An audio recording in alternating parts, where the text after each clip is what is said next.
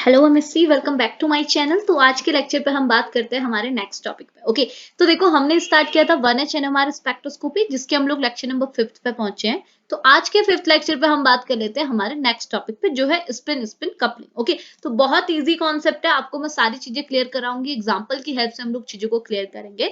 तो स्टार्ट कर लेते हैं लेक्चर को। ओके, तो देखो ना, सबसे पहले मैं आपको बता दूं हमने चीजें पढ़नी क्या है आज के लेक्चर पे स्पिन स्पिन कपलिंग से रिलेटेड। ओके, तो होता क्या है ना, अगर मैं आपको पूछूं कि हम लोग क्या पढ़ रहे हैं, हम पढ़ रहे हैं 1H NMR स्पेक्ट्रोस्कोपी। तो आपको पता है जब भी हम 1H NMR स्पेक्ट्रोस्कोपी पढ़ते हैं तो वहां पर इस टाइप की स्पेक्ट्रोस्कोपी के अंदर सिर्फ हम लोग प्रोटॉन की बात करते हैं, दूसरे एटम्स की बात नहीं करते। यानी कि हम लोग क्या है, सिर्फ प्रोटॉन के न्यूक्लियाई की बात यहाँ पर को करते हैं। ओके, तो अगर मैं आपसे पूछूं, आप जब भी 1H NMR स्पेक्ट्रोस्कोपी पढ़ रहे हैं तो आपने किसी न किसी एटम सॉरी किसी न किसी मॉलिक्यूल के लिए स्पेक्ट्रा देखा होगा, एनएमआर स्पेक्ट्रा। ओके, तो अगर नहीं देखा है तो मैं आपको कुछ यहाँ पर दिखाती हूँ कि स्पेक्ट्रा आपको कुछ इस टाइप को देखने को मिलेगा। ओके, तो ये तो आपके कोऑर्डिनेट हो गए।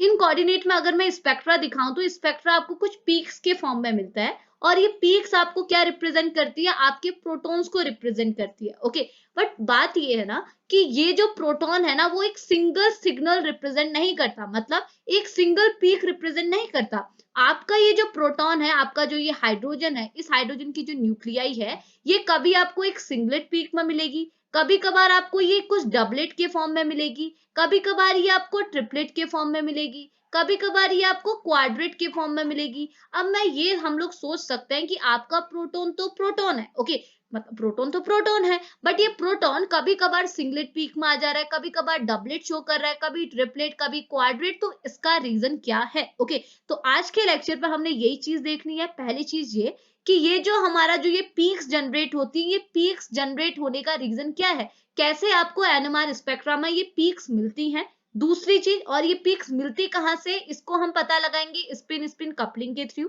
दूसरी चीज, अगर हमें पीक मिल भी गई, हमें अपने प्रोटॉन के लिए पीक्स मिल भी गई, क्योंकि हमने सिर्फ प्रोटॉन की बात करनी है, हम 1H NMR पढ़ रहे हैं। ओके, तो अगर हमें प्रोटॉन्स के लिए पीक्स मिल भी गई, तो कभी कभार ये पीक सिंगलेट हो जा रही है, कभी डबलेट हो जा रही है, कभी ट्रिपलेट, कभी क्वाड्रेट। तो इसका मतलब क्या है, कब ये अगर होती है तो हम सीख जाएंगे कि कब हो रही है। तो बात ये है कि कब आपका प्रोटॉन सिंगलेट दिखाएगा, कब ट्रिपलेट, कभी डबलेट, कभी ट्रिपलेट, ये हमें कब शो होंगी, ये सारी चीजें भी हमने आज के लेक्चर पे डिस्कस करनी है। जो कि हमें कैसे पता चलेगा, जब हम आगे N+1 रूल और साथ ही साथ पास्कल्स ट्रायंगल पढ़ेंगे। इन दोनों के थ्रू हमको पता चलेगा कि हमारी पीक्स कब डबलेट होती है, कब ट्रिपलेट होती है, इनकी लेंथ क्या होती है, इनकी इंटेंसिटी क्या है। ये सारी की सारी चीजें हमने आज के लेक्चर पे डिस्कस करनी। ओके, तो बहुत सिंपल लेक्चर रहने वाला है, आप जिस चीजों को ध्यान से सुनेगा। ओके, तो सबसे पहले देखो, मैंने यहाँ जो थ्योरी लिखी है, ये सारी चीजें मैं आपको शेयर करती हूँ। तो अभी जैसा आप देख लेना, ये थ्योरी में मैंने जो लिखा है आप पढ़ भी लीजिएगा। मैं थोड़ा थोड़ा आपको बता दूं, ये थ्योरी में आपको जो यही चीज दिखा है कि अगर आप 1H NMR स्पेक्ट्रोस्कोपी के अंदर एनएमआर स्पेक्ट्रा ड्रॉ करेंगे, तो उस एनएमआर स्पेक्ट्रा में आपको सिग्नल्स देखने को मिलता है। सिग्नल्स मतलब पीक्स देखने को मिलती हैं, और वो पीक्स आपको क्या रिप्रेजेंट करती है, पीक्स आपको प्रोटॉन रिप्रेजेंट करती है, हाइड्रोजन रिप्रेजेंट करती है, क्योंकि हम 1H NMR की बात कर रहे हैं, हम कोई दूसरे एटम की बात यहाँ पर नहीं कर रहे, हम सिर्फ हाइड्रोजन की बात कर रहे हैं। तो ये पीक्स हमें किसकी बात बताती है, हाइड्रोजन के बारे में बताती है। ओके, और ये बोल रहा है कि हमने ये चीज भी ऑब्जर्व की है कि हम लोग जब अपना स्पेक्ट्रा देखते हैं ना, वहां पर जो आपको पीक्स मिलती है, वो आपको सिंगलेट फॉर्म में नहीं मिलती, आपको एक अकेली पीक ऐसे सिंगल पीक नहीं मिलती, आपको अलग अलग टाइप्स की पीक्स देखने को मिलती है। तो वही बोल रहा है कि आपको मल्टीपल पीक्स देखने को मिलती है। और ये पीक्स आपको क्या बताती हैं, ये पीक्स आपको यही बताती हैं, अलग अलग पीक्स मिलने का रीजन ये है कि ये अलग अलग पीक आपको ये बताती हैं कि आपका जो ये प्रोटॉन है, आपका जो ये हाइड्रोजन एटम है, वो किस मॉलिक्यूल से बिलोंग कर रहा है। ओके, तो अभी आप कंफ्यूज मत होइएगा, अभी जैसे आप ये क्वेश्चन माइंड पर रखिए कि आपकी जो ये पीक्स हैं वो कैसे आती है, एनएमआर स्पेक्ट्रा जब आप बनाते हैं तो ये पीक्स कैसे अराइज हो रही है। ओके, दूसरी चीज, अगर पीक्स अराइज हो रही है तो कभी ये पीक्स सिंगलेट के फॉर्म में, कभी ये डबलेट के फॉर्म में क्यों अराइज होती हैं। तो ये चीज अपने माइंड पर रखिए, सारी चीजें हम आगे को क्लियर करते हैं। ओके, तो देखो, सबसे पहले मैं आपको स्टार्ट ऐसे कराती हूँ। देखो, मैंने जो आपको पहला क्वेश्चन आपके दिमाग में डाला वो ये कि आपकी ये पीक्स कैसे अराइज होती है जब भी आप एनएमआर स्पेक्ट्रा ड्रॉ करते हैं। ओके, और इसका रीजन जो है वो है आपका टॉपिक, वो है आपका स्पिन स्पिन कपलिंग। ओके, तो ये स्पिन स्पिन कपलिंग का क्या फंडा है, आप जस्ट सुनिए स्पिन स्पिन कपलिंग आपको ये बोलता है कि अगर मैं आपको कोई एग्जांपल, पहले मैं आपको एग्जांपल पे लेके चलती हूँ। ओके, आप ये तो देखो, आप ये एग्जांपल से आप आसानी से समझ जाएंगे। आप जिस इस पे ध्यान दीजिए, देखो आपको पता है 1H हमारे स्पेक्ट्रोस्कोपी पढ़ा है, तो आपने कहाँ अपना ध्यान डालना है, आपने फोकस करना है सिर्फ प्रोटॉन्स पे। तो आप देखो इस पूरे मॉलिक्यूल में आपको 3 प्रोटॉन्स दिख रहे हैं, 1, 2 एंड 3। ओके, अब आप देखो कि ये जो प्रोटॉन्स है ये सेम एनवायरनमेंट से बिलोंग कर रहे हैं या अलग एनवायरनमेंट से बिलोंग कर रहे हैं। तो आपको क्या देखने को मिलेगा, देखो ये जो दो प्रोटॉन्स है, मैं इनको इरेज कर लेती हूँ। देखो ये दोनों जो प्रोटॉन है वो इस कार्बन से बिलोंग कर रहा है, ये जो प्रोटॉन है वो इस कार्बन से अटैच है। ओके, अब आप देखो ना, यह वाला जो कार्बन एटम है इसके पास 2 प्रोटॉन है, बट इस कार्बन के एडजेसेंट पोजीशन में एक इलेक्ट्रोनेगेटिव ग्रुप है। और आपको पता है इलेक्ट्रोनेगेटिव ग्रुप क्या करता है, जैसे मैंने लास्ट लेक्चर पे बोला था, इलेक्ट्रोनेगेटिव ग्रुप क्या करेगा, ये जो हाइड्रोजन है, हाइड्रोजन का एटम क्या होगा, ऐसा सेंटर पर होगी न्यूक्लियाई जिस पे हमने अपना ध्यान डालना है। और इस न्यूक्लियाई के चारों ओर क्या होते हैं, इलेक्ट्रॉन्स होते हैं। तो हमने क्या देखना है, ये न्यूक्लियाई आपकी शील्डेड है या फिर डिशील्डेड है। तो आपने देखा कि यहाँ जो न्यूक्लियाई है इसके एडजेसेंट पोजीशन में इलेक्ट्रोनेगेटिव ग्रुप है, तो ये इलेक्ट्रोनेगेटिव ग्रुप क्या करेगा, इलेक्ट्रॉन को अपनी ओर अट्रैक्ट करेगा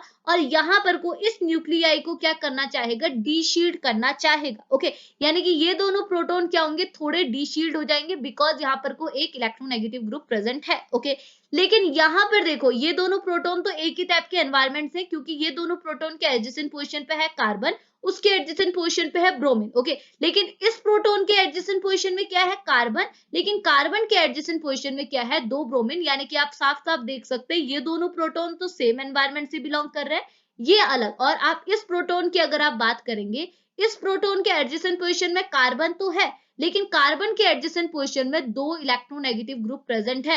2 इलेक्ट्रोनेगेटिव ग्रुप प्रेजेंट होने की वजह से ये 2 इलेक्ट्रोनेगेटिव ग्रुप क्या है, ज्यादा इलेक्ट्रॉन की डेंसिटी को अपनी ओर अट्रैक्ट करेंगे और इसकी न्यूक्लियाई, इस प्रोटॉन की न्यूक्लियाई को क्या है, ज्यादा वे में, ज्यादा टेंडेंसी के साथ डीशील्ड करेंगे। इट मीन ये वाली जो न्यूक्लियाई है, इन दोनों की न्यूक्लियाई तो थोड़ी शील्ड रहेंगी, बट इसकी न्यूक्लियाई डीशील्ड रहेगी, क्योंकि यहाँ पे 2 इलेक्ट्रोनेगेटिव एलिमेंट्स प्रेजेंट है। ओके, तो आपने इस पर ज्यादा ध्यान नहीं देना है, आपने जिस इस पर ध्यान देना है कि आप यहाँ पे साफ साफ देख सकते हैं कि ये दोनों प्रोटॉन तो एक एनवायरमेंट से, सेम एनवायरमेंट से बिलोंग कर रहा है, बट ये प्रोटॉन अलग एनवायरमेंट से बिलोंग कर रहा है, क्योंकि आप इसके नेबरिंग ग्रुप साफ साफ देख पा रहे हैं। यहाँ सिर्फ एक Br है, यहाँ 2 Br है, अगर एक ही होता तब ये एक एनवायरमेंट से बिलोंग करते। ओके, तो अब इनका एनवायरमेंट अलग अलग है। इट मीन्स ये दोनों हाइड्रोजन, ये हाइड्रोजन अलग अलग एनवायरमेंट से बिलोंग करते हैं। अगर मैं इनको नाम देना चाहूं तो मैंने बोल दिया, इस प्रोटॉन को मैं बोल रही हूँ हाइड्रोजन ए, और ये दोनों प्रोटॉन एक है तो मैं इन दोनों को सेम नाम दूंगी Hb,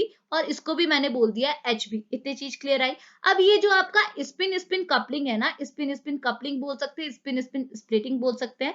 स्पिन स्पिन स्प्लिटिंग का कॉन्सेप्ट आपको ये बोलता है कि अगर आपके पास 2 प्रोटॉन हो और वो दोनों प्रोटॉन क्या हो, एक दूसरे के नॉन इक्विवेलेंट हो, यानी कि अलग अलग एनवायरमेंट से बिलोंग कर रहे हो, यानी कि ये दोनों प्रोटॉन्स क्या है, अलग अलग एनवायरमेंट से बिलोंग कर रहा है। Ha अलग एनवायरमेंट से बिलोंग करता है, Hb अलग अलग एनवायरमेंट से बिलोंग कर रहा है। तो आप बोलेंगे Ha अलग एनवायरमेंट से बिलोंग कर रहा है, Hb अलग एनवायरमेंट से बिलोंग कर रहा है, ये Hb सेम है। ठीक है, आप इस Hb बोलो, ये Hb बोलो, दोनों सेम ही है। ओके, तो मैंने बोला कि हाँ चलो, हमारे पास 2 प्रोटॉन है, दोनों अलग अलग एनवायरमेंट से बिलोंग कर रहे हैं, और अलग अलग एनवायरमेंट से बिलोंग करने वाले प्रोटॉन्स को क्या बोलते हैं, नॉन इक्विवेलेंट प्रोटॉन्स, और या फिर आप बोल सकते हैं नेबर्स। ये दोनों एक दूसरे की क्या है, नेबर है। देखो वही चीज होगी ना, Na और Nb नेबर है, बट Nb और Nb नेबर नहीं, क्योंकि ये सेम एनवायरमेंट से बिलोंग कर रहे हैं। इतनी चीज क्लियर आई। अब स्पिन स्पिन स्प्लिटिंग ये बोलती है कि अगर आपके पास 2 अलग अलग एनवायरमेंट से बिलोंग करने वाले प्रोटॉन हो, या फिर आप बोल सकते हैं 2 अलग अलग या फिर 2 नॉन इक्विवेलेंट प्रोटॉन हो,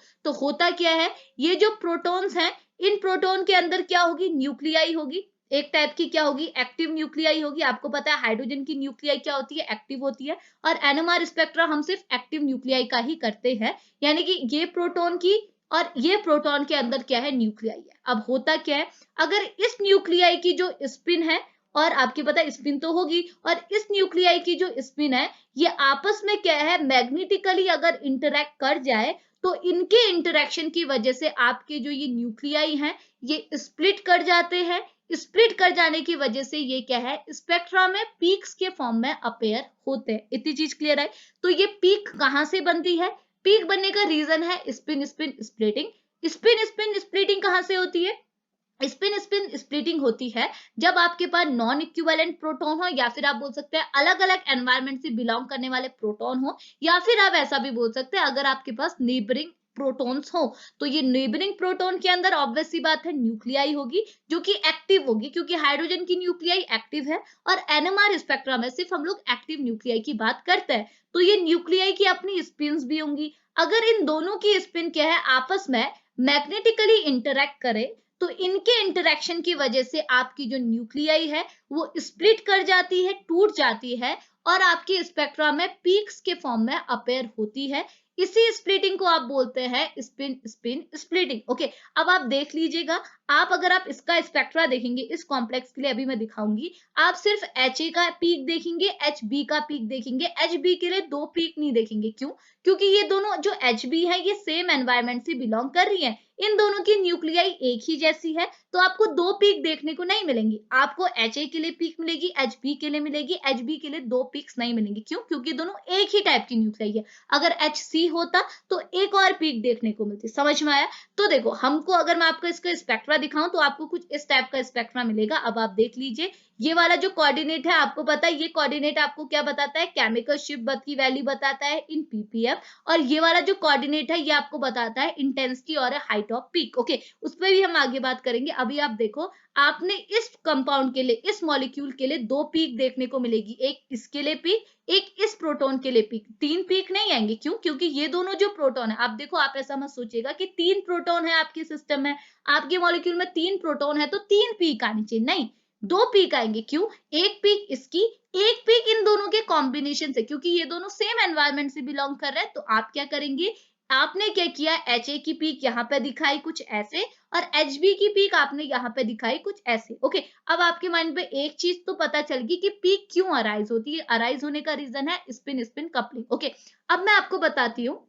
अब आप ऐसा भी सोच सकते हैं कि आपने जो ये HA के लिए पीक बनाई वो कुछ ऐसी बनाई जिसे हम बोलते हैं ट्रिपलेट पीक। ओके, और HB के लिए जो पीक बनाई आपने बनाई डबलेट पीक। अब HB के लिए डबलेट क्यों बनाई, HA के लिए ट्रिपलेट क्यों बनाई? हम इसके लिए ट्रिपलेट, इसके लिए डबलेट, इसके लिए सिंगलेट, इसके लिए क्वाड्रेट, कुछ भी बना सकते थे। अगर हमने पीक ही दिखानी है तो हम कैसे भी दिखाते हैं। हमने ऐसे इसको डबलेट ही क्यों कहा, इसको ट्रिपलेट ही क्यों कहा। अब हम इसको सॉल्व करते हैं। अब ये कहां से सही होगा, इसके लिए हमको एक रूल देखना होता है जो मैं आपको आगे बताती हूँ, जो है आपका n+1 रूल। ओके, अब n+1 रूल क्या है? देखो, n+1 रूल आपको ये बताता है कि आपका कौन सा प्रोटॉन कितना टाइप का, मतलब किस टाइप का पीक आपको शो करेगा। सिंगलेट शो करेगा, डबलेट शो करेगा, ट्रिपलेट शो करेगा, क्वाड्रेट शो करेगा।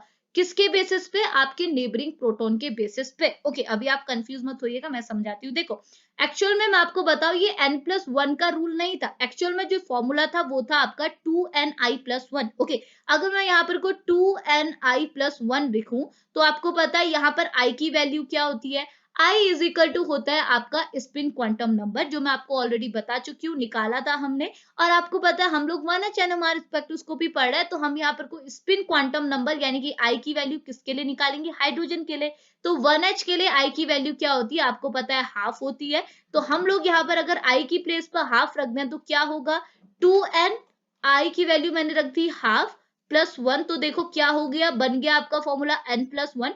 तो ये था एक्चुअल में फॉर्मूला, इसको हमने सिंप्लीफाई करके इसे बना दिया n+1 रूल। ओके, अब ये n+1 रूल कैसे हमें बताता है कि हमारी पीक सिंगलेट आएगी, डबलेट आएगी, ट्रिपलेट आएगी। तो देखो कुछ ऐसा होता है, आप यहाँ पे टेबल देखिए, ठीक है, ये टेबल आपको दिखी।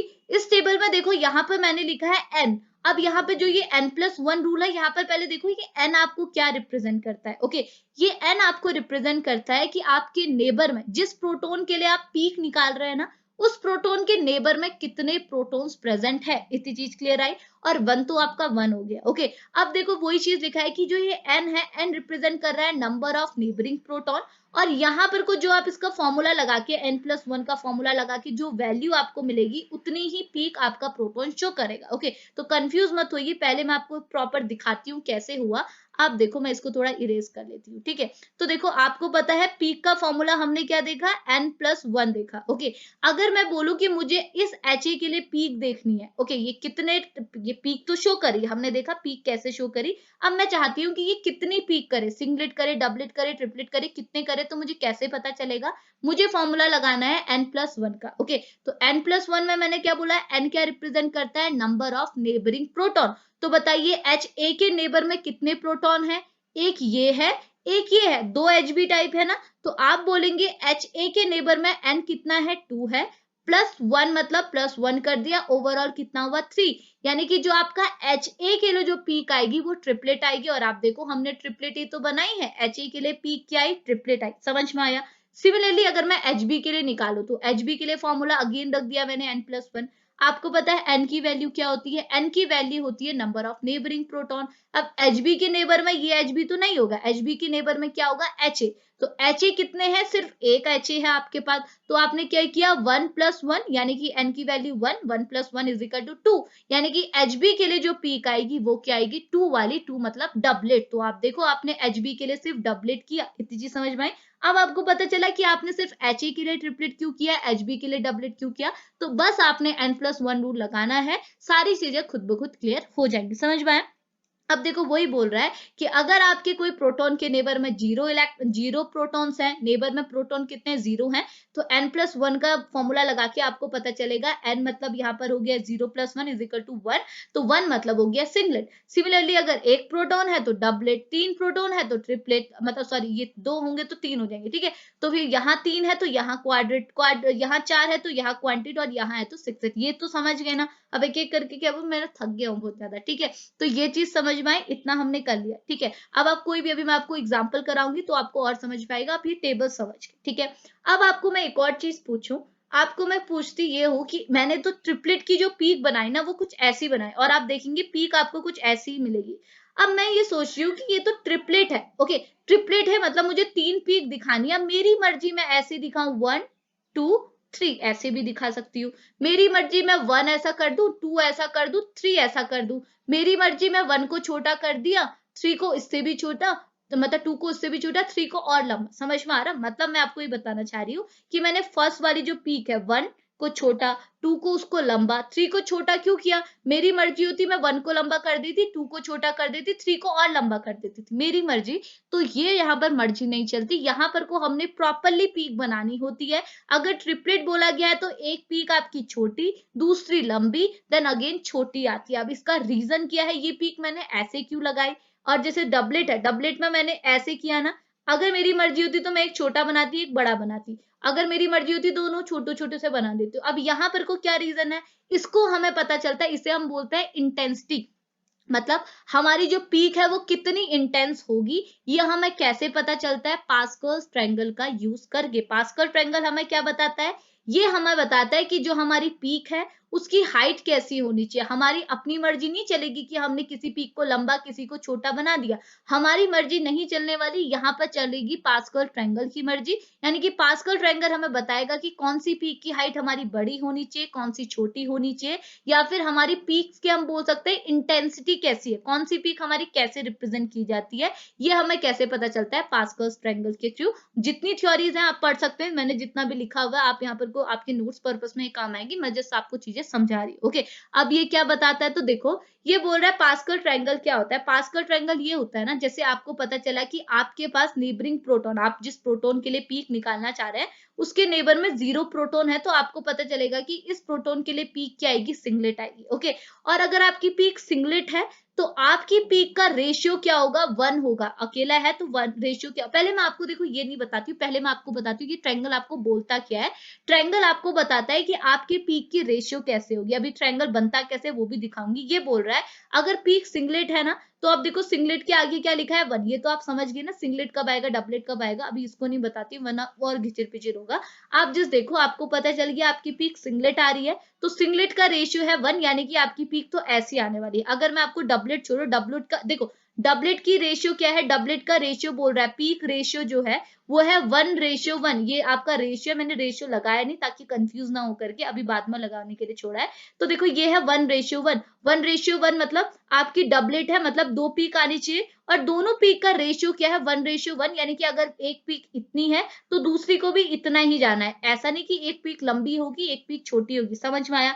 ट्रिपलेट आप देखेंगे, ट्रिपलेट के लिए देखो रेशियो क्या है 1:2:1, यानी कि एक पीक अगर 1 में है तो दूसरी 2 है, दूसरी पीक का रेशियो क्या है 2 है, यानी कि दूसरी पीक आपकी लंबी होगी थोड़ी सी, और तीसरी पीक क्या है अगेन 1, तो इसकी पीक अगेन क्या होगी, छोटी होगी। समझ में आ रहा ना, इतनी चीज समझ में आ रही ना, रुको मैं थोड़ा और इरेज करके दिखाती हूँ आप लोगों को। ओके, अब देखो अगर मैं क्वाड्रेट की बात करूं, क्वाड्रेट के लिए आपने देखा, क्वाड्रेट के लिए रेशियो क्या है, फर्स्ट के लिए, सेकंड के लिए, थर्ड के लिए, फोर्थ के लिए। ओके, क्वाड्रेट के लिए रेशियो है आपका 1:3:3:1। ओके, यानी कि क्वाड्रेट मतलब ऐसा बोलना चाह रहा है, अगर क्वाड्रेट है तो 4 पीक होंगी, 1 2 3 4 होगी। ओके, तो ये 4 पीक में आपने ऐसा नहीं करना है एक को लंबा दूसरे को छोटा, एक को लंबा दूसरे को छोटा, नहीं, ये बोल रहा है रेशियो बता रहा है, ये बोल रहा है पहले को आप 1 कर रहे हैं तो दूसरे को आप 3 पे पहुंचाओ, जैसे मैंने 3 पे पहुंचा दिया, अगले को अगेन 3 पे पहुंचाओ, यानी कि अगली भी आपकी 3 होगी और लास्ट वाली आपकी 1 होगी। तो यहां से जो आपकी पीक बनेगी ये होगी आपकी क्वाड्रेट पीक। आपको रेशियो पता चल गया, इसे आप बोलेंगे 1:3:3:1। समझ में आया।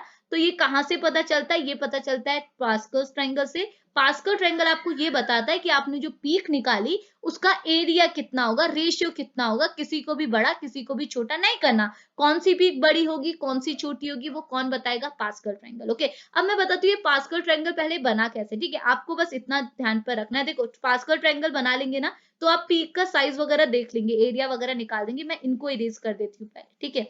तो देखो ना पास्कल ट्रायंगल आपको क्या बताता है, यहाँ पे देखो, ठीक है, कैसे पता चलेगा मेरी वैल्यूज कहां से लेगी, आपने बस ऐसा करना है, पहले सब में 1 1 1 1 लगा देना है। जैसे सिंगलेट है, सिंगलेट तो एक ही पीक होगी तो आपने लिख दिया 1, डबलेट में 2 लगा दिए, ट्रिपलेट में आपने फिर 1 1 कर दिया, 1 1 कर दिया, 1 1, मतलब ऐसे कॉर्नर्स पे क्या है ट्रायंगल बनाते हुए, देखो ये पिरामिड जैसा बना हुआ है, ये हो गया ना ट्रायंगल जैसा बना है पास्कल ट्रायंगल, तो ये आपने ट्रायंगल में 1 1 लिख देना है। ओके, अब देखो जो पहला 1 है ये है आपके लिए सिंगलेट के लिए। ओके, अब ये दो दूसरे 1 1 आए, ये जो 1:1 आया वो किसके लिए आया, डबलेट के लिए। डबलेट में तो 2 ही पीक होती है, एक का रेशियो अगर 1 है, एरिया का रेशियो अगर 1 है तो दूसरे का भी क्या होगा 1 होगा। ओके, अब ट्रिपलेट के लिए क्या वैल्यू होगी, तो देखो ट्रिपलेट के लिए एक आगे होगा 1, यानी कि पहली पीक 1 में होगी, दूसरी पीक भी 1, मतलब लास्ट पीक भी 1 में होगी, लेकिन दूसरी पीक कहाँ होगी, दूसरी पीक का यहाँ पर जो वैल्यू है वो कैसे निकालेंगे, आपने ऊपर की पीक को ऐड कर देना है, 1 1 ऐड करेंगे तो कितना आएगा 2, तो रेशियो क्या बन गया 1:2:1, यानी कि जो ट्रिपलेट के लिए पीक आएंगी, जो 3 पीक आपके होंगी वो कैसे अरेंज होंगी, पहले को आप 1 लिखोगे, दूसरे को आप 2 करेंगे तो थोड़ा बढ़ाएंगे, अगेन थर्ड वाली अगेन 1, तो ये कुछ ऐसे अपेयर होगी। समझ में आया।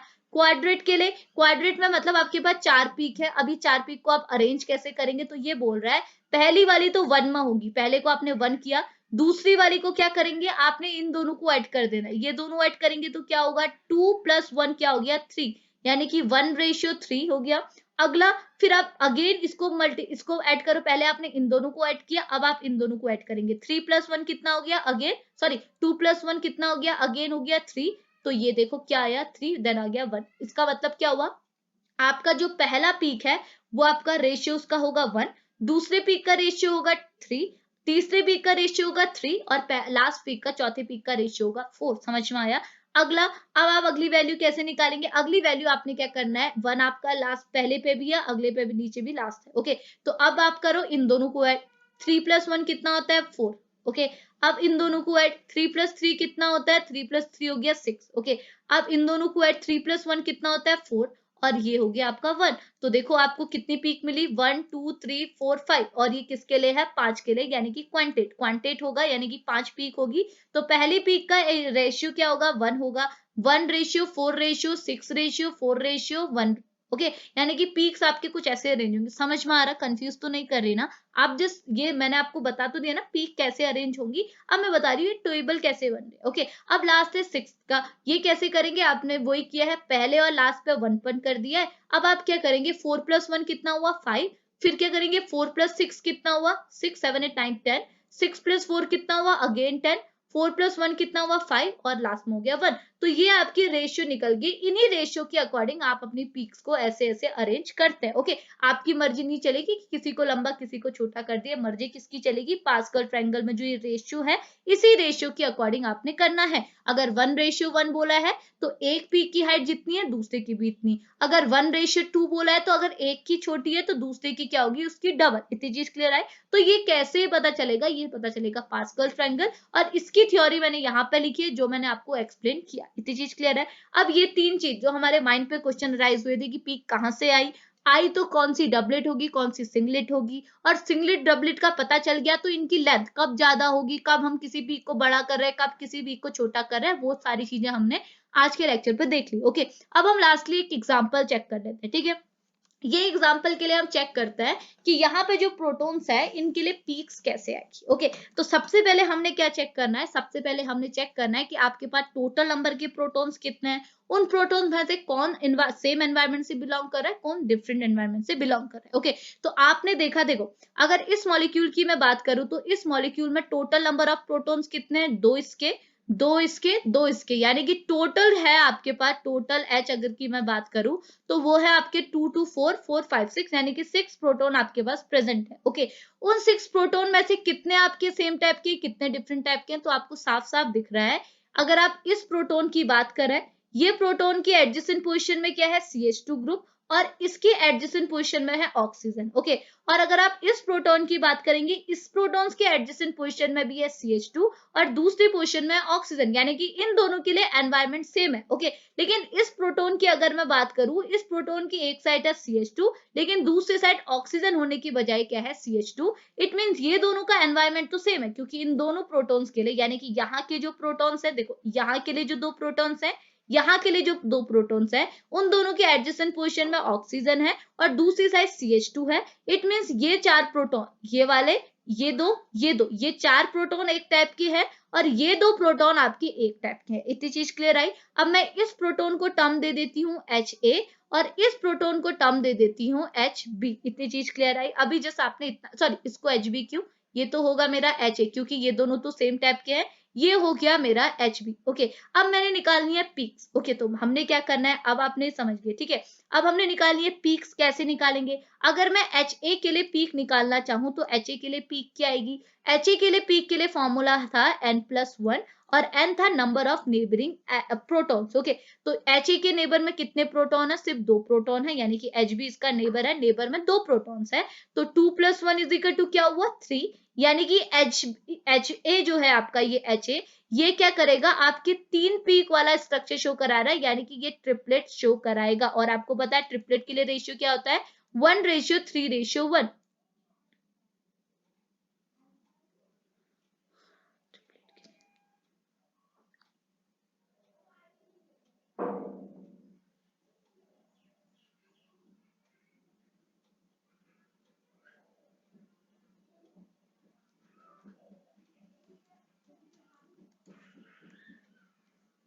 और आपको पता है ट्रिपलेट के लिए रेशियो क्या होता है, 1:2:1, यानी कि जो Ha के लिए जो अब आप पीक दिखाना चाहेंगे तो कुछ ट्रिपलेट टाइप की ऐसे दिखाएंगे, ऐसे। कैसे, ये हो गया 1, ये हो गया 2, ये हो गया 1, क्योंकि यहाँ पे क्या आ रहा है 1:2:1। ये हमने कैसे निकाला, पास्कल ट्रायंगल के थ्रू। ओके, अगर मैं CH2 के लिए पीक निकालना चाहूंगी, CH2 में जो प्रोटॉन्स है इनके लिए पीक कैसे आएगी, तो आपने CH2 के लिए क्या कर देना है, CH2 है आपका Hb टाइप, आपको फॉर्मूला लगाना है n+1। n होता है number of neighbouring atoms, neighbouring protons. तो आप देखो Hb के नेबर में 2 Ha है और यहाँ पर नंबर ऑफ प्रोटॉन है 2, यहाँ भी है 2, यानी कि प्रोटॉन्स कितने हैं आपके 4+1, यानी कि नंबर ऑफ प्रोटॉन्स कितने हो गए 5, और यहाँ पर जो पीक आएगी वो होगी क्विंटेट। ओके, तो ये होगी 5 वाली पीक, यानी कि 5 के लिए जो रेशियो होता है वो कितना होता है, 5 के लिए रेशियो होता है आपका